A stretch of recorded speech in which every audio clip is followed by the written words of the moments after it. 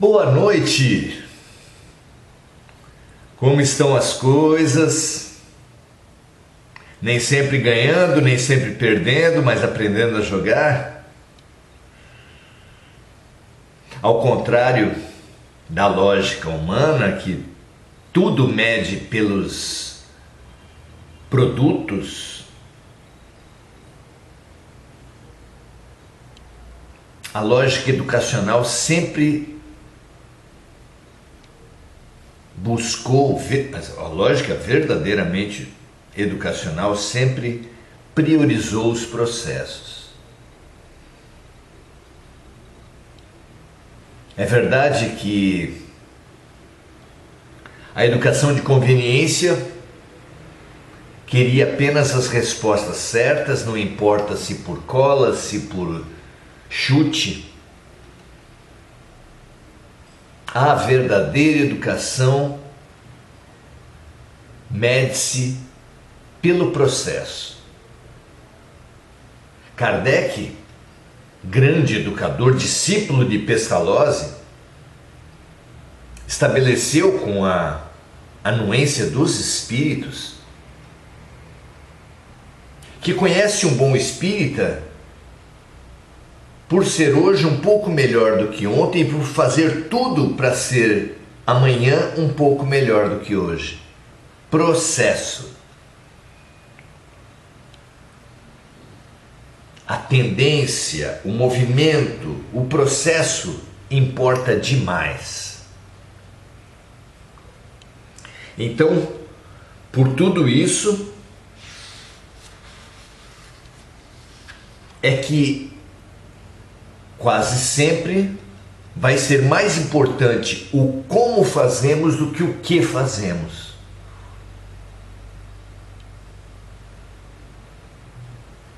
O contexto, a intenção, a boa vontade, tudo vai dar um colorido todo especial, fazendo com que palavras aparentemente ruins sejam boas, ações maravilhosas, em tese, na prática, sejam crimes. Vejam vocês qual a diferença entre uma relação sexual de amor e um estupro. Em o que está sendo feito, pode se tratar dos mesmos gestos, apenas com uma tonalidade, uma intencionalidade, uma atitude completamente diferentes, fazendo com que, num contexto, numa intenção, seja um crime absurdo, e no outro seja um maravilhoso exercício de amor. Olhem só, não é? Hoje vamos falar sobre destino e planejamento reencarnatório. Estamos tratando das relações de destino e liberdade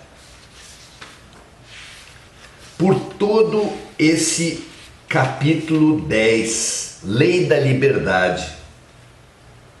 Através de todo o capítulo, todas as perguntas de Allan Kardec e as respostas dos espíritos, vamos revisitando em novas bases a antiga questão da teologia sobre a importância do destino ou do livre-arbítrio.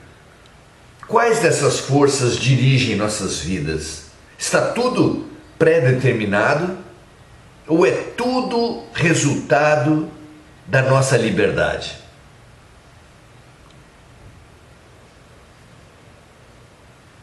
E não é apenas nos bancos acadêmicos, nas cátedras, que se discute a questão, mas todo cidadão, praticamente, que reflete sobre a vida, pergunta sobre a origem dos eventos das nossas vidas. De onde vem isso? Porque alguns dos eventos são evidentemente consequência das nossas más decisões ainda nessa vida. Alguém bebe e dirige um carro, bate. Não há que se falar de karma. Pelo menos não do karma proveniente de outras vidas, mas é agora mesmo. Mas uma doença congênita, um acidente para o qual nada fizemos para que ele ocorresse, envolve-se em mistério. Qual a lógica? Para o materialista não há lógica, não há justiça alguma. É simplesmente o acaso. Você deu azar. Para o espiritualista, porém, que rege por máximas como não cai uma folha de uma árvore que não seja pela vontade de Deus, ou como disse Jesus, todos os fios de vossas cabeças estão contados.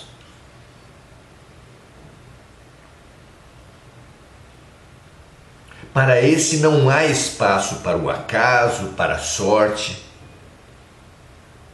Quem acredita em Deus, sob qualquer doutrina, quem acredita numa força todo-poderosa, justa, perfeita, boa, que preside todos os fatos, só pode valorizar, só pode ter lógica na admissão da perfeição de tudo. Então, como entender uma criança que nasce com uma doença extremamente limitante? Como entender uma criança que passa fome ou que usa drogas desde a barriga da mãe? Onde está a justiça de Deus? Onde está a ação de Deus? Não é mesmo? Precisamos de uma nova visão. É inadmissível a própria existência de Deus para aquele que reflete, mas que não expande o seu olhar para a lei de ação e reação através das vidas sucessivas. Vamos expandir nosso olhar então? Esse é o nosso convite de hoje. Venha conosco. É muito bom trocar com vocês, mesmo com os imensos limites das redes sociais, da internet. Deixe seu comentário, faça sua colocação, pode ter certeza que irá contribuir para todos os que estão aqui conosco.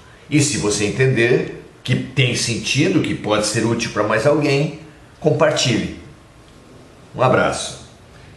Questão 866-866, Kardec pergunta assim: a fatalidade que parece presidir os destinos materiais de nossa vida também é resultante de nosso livre-arbítrio?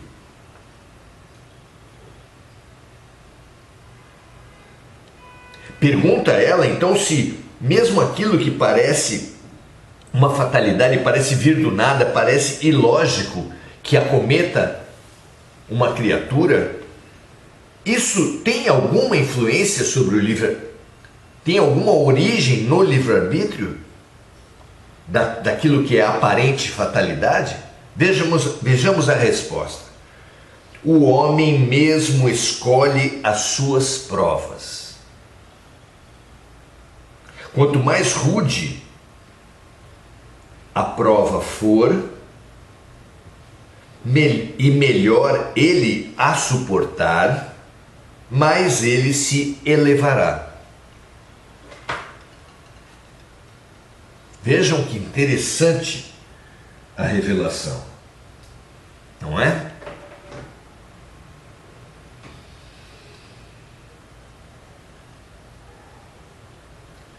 Os antigos já falavam que a cura obedece à amargura do remédio. Nós podemos dizer que num concurso público, quanto mais difícil é o concurso, quanto mais complicadas as provas, maior a importância do cargo que está em disputa.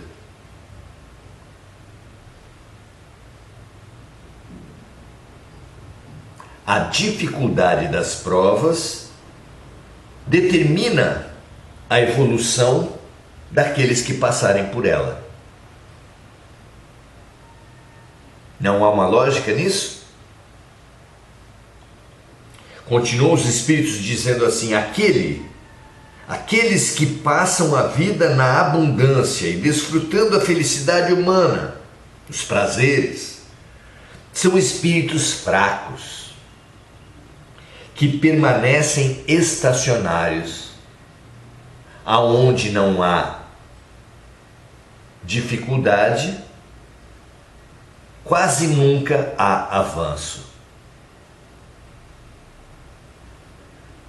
Entre aqueles que frequentam as academias de ginástica, há um ditado que fala no pain, no gain. Em tradução literal, se não há dor, não há ganho. Não é disso que estamos falando? É preciso sacrificar alguma coisa? É preciso alguma dificuldade para qualquer aprendizado, qualquer crescimento? Aqueles aprendizados que uma pessoa, sem ter passado por nenhuma dificuldade, já apresenta os resultados, na verdade não houve um aprendizado. Uma criança que senta pela primeira vez à frente de um piano e toca músicas, não está aprendendo, não teve um ganho propriamente dito. Ela está apenas relembrando. Claro,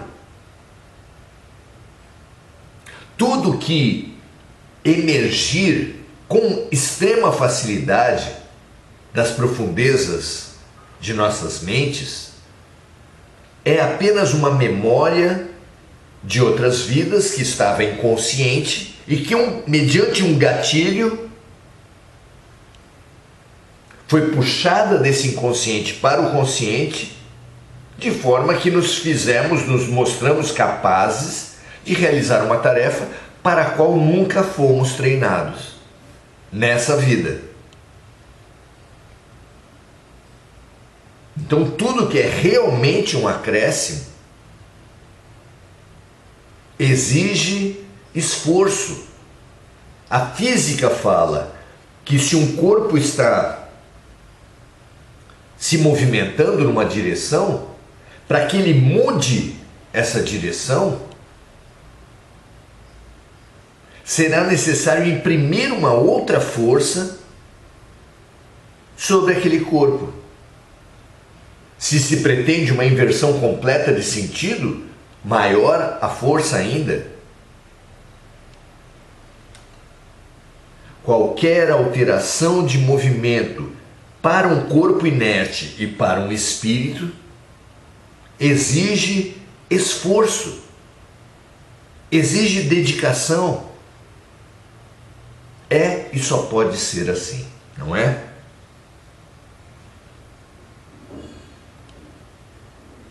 Assim, continuam os espíritos, o número de espíritos infortunados é muito maior que o número de espíritos felizes sobre a Terra.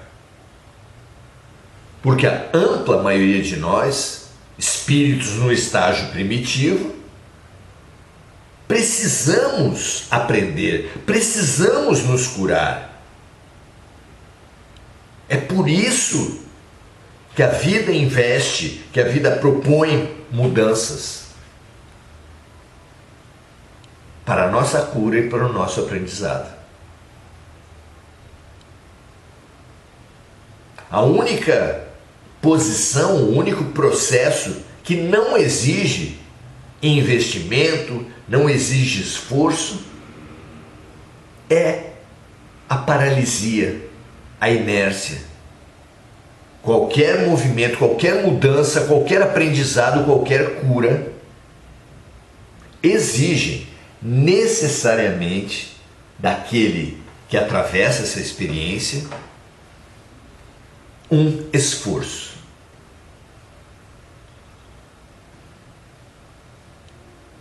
A lei da inércia, uma lei da física, diz que tudo tende a permanecer como está. Se parado, parado, se em movimento, naquele movimento, exceto se uma outra força agir sobre aquele corpo, aquela pessoa, aquela mente. Todo aquele que quer mudar precisa estar disposto a investir. Sem esforço, sem investimento, sem alguma espécie de crise, sem uma dor, não há ganho, não há progresso, não há aprendizado reais. Não lamentemos de estarmos angustiados, passarmos por crises. Todo aprendizado requer a passagem de um estado de ignorância e acomodação para outro de mudança e de aprendizado.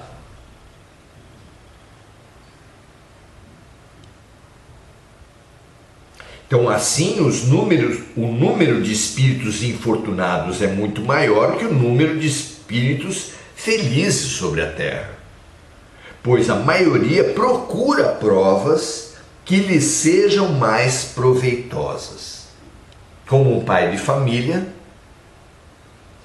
que busca concursos públicos, concursos de promoção para oferecer melhores condições, para alcançando melhores condições de trabalho, oferir melhores salários e oferecer melhores condições de vida para si e para seus familiares.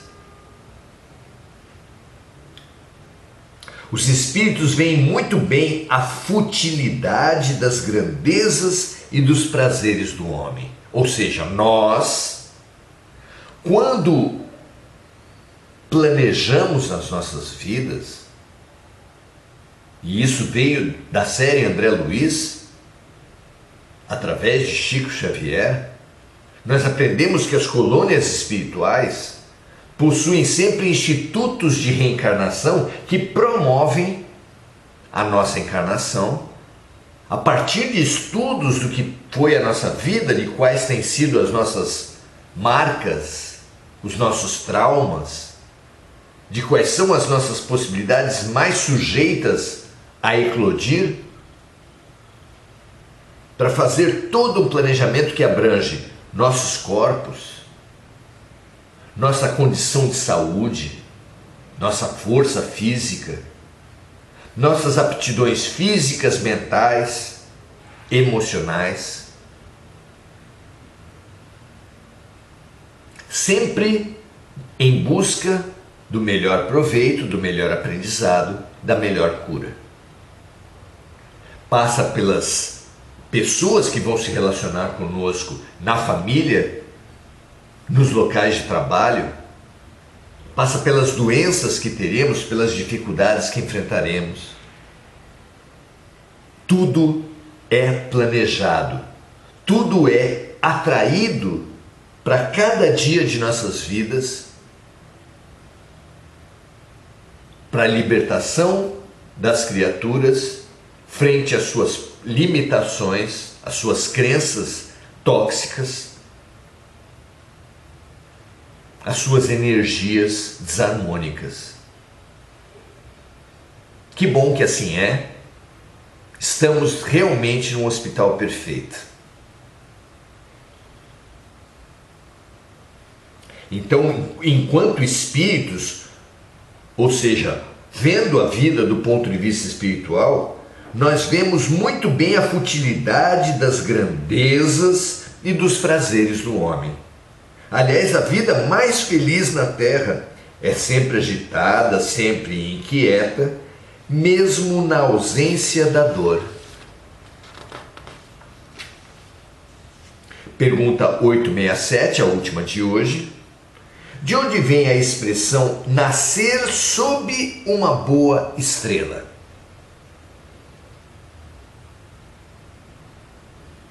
Certamente, essa, como diversas outras expressões no Ocidente, derivam da Bíblia, derivam das Escrituras. Quem, mais do que qualquer um, nasceu sob uma boa estrela foi Jesus, que nasceu sob a estrela de Belém. A partir daí, deriva-se todo um conjunto de crenças que fazem as pessoas supor que haja pessoas destinadas à sorte e outras destinadas ao azar, a nada ocorrer de bom na vida delas. Vejamos a resposta dos Espíritos para a pergunta: de onde vem a expressão nascer sob uma boa estrela? Antiga superstição, segundo a qual as estrelas estariam ligadas ao destino de cada homem. As estrelas, os planetas, os astros, os corpos celestes estariam ligados às pessoas. É o que a astrologia, e há várias astrologias, desde a mais superficial, a mais conveniente, até a mais profunda, a mais estudiosa, todas elas partem do mesmo princípio. Há uma relação entre a vida das criaturas na Terra e os astros, a posição dos astros nos diferentes momentos da vida desse ser. Formarão influências. Todas as pessoas que cortam cabelos, que plantam na terra, que observam a tábua das marés, sabem que a lua, a posição da lua, a fase da lua, determina momentos propícios para muitas coisas, inclusive para o ciclo menstrual. Se assim é com a Lua, que é um satélite minúsculo, ainda que tenha sua força multiplicada por ser o astro mais próximo da Terra e dos terráqueos, é claro. Por que não haveria influência de astros milhares de vezes maiores, milhões de vezes maiores, ainda que mais distantes? Não é?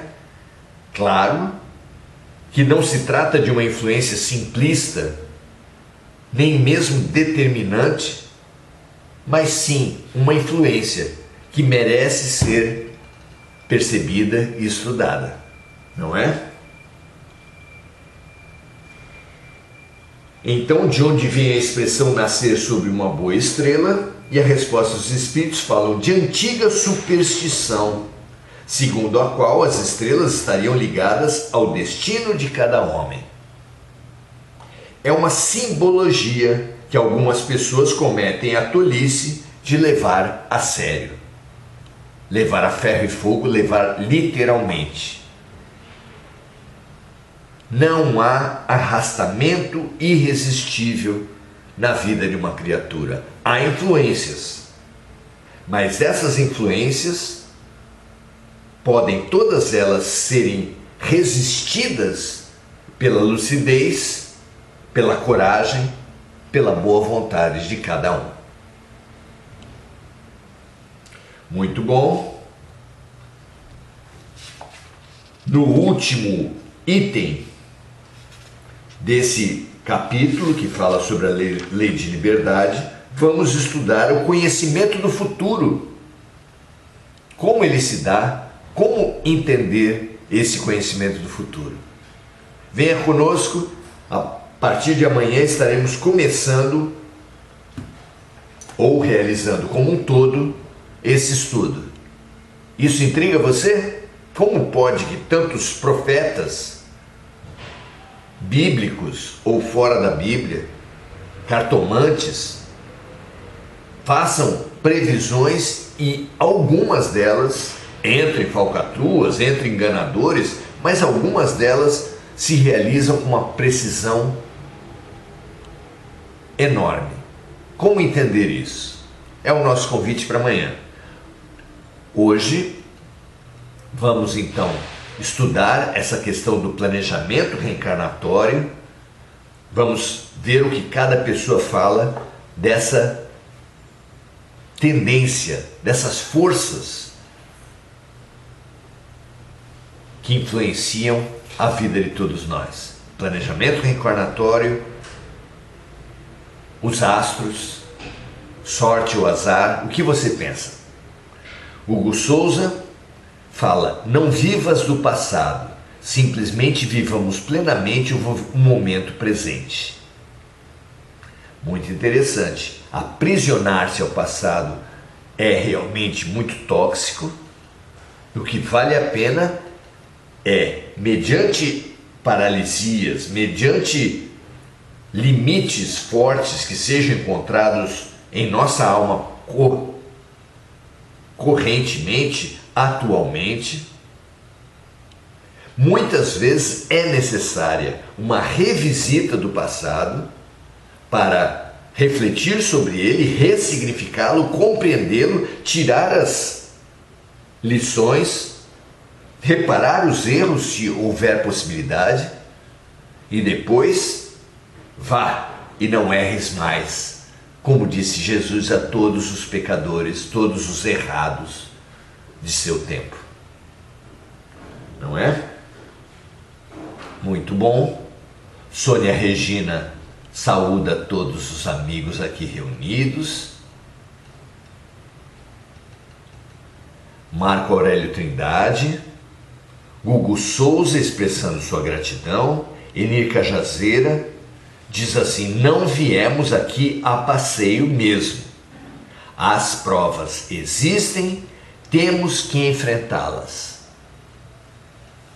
E a chave para bem enfrentar as nossas situações é sempre sair da luta de vontades, de qual vontade deve prevalecer entre as criaturas, mas de pesquisar a vontade de Deus para nós, o que Deus está querendo nos ensinar e nos curar com cada fato que sobrevém às nossas vidas.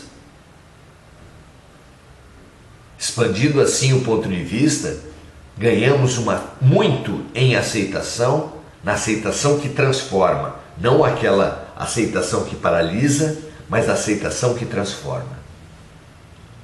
Muito bom. Rosângela Ramalho diz assim: quando escolhemos as provas no mundo espiritual, estamos usando o nosso livre-arbítrio. Apenas esquecemos essa verdade quando encarnamos. Exatamente isso. Muito boa colocação. Maria José Sobral saudando os amigos. Rosângela Ramalho também. Mônica Silva pedindo por amigos encarnados e desencarnados. Adem Fonseca direcionando seus melhores sentimentos a todos. Enir Cajazeira. Mônica Silva emitindo suas vibrações pela paz mundial.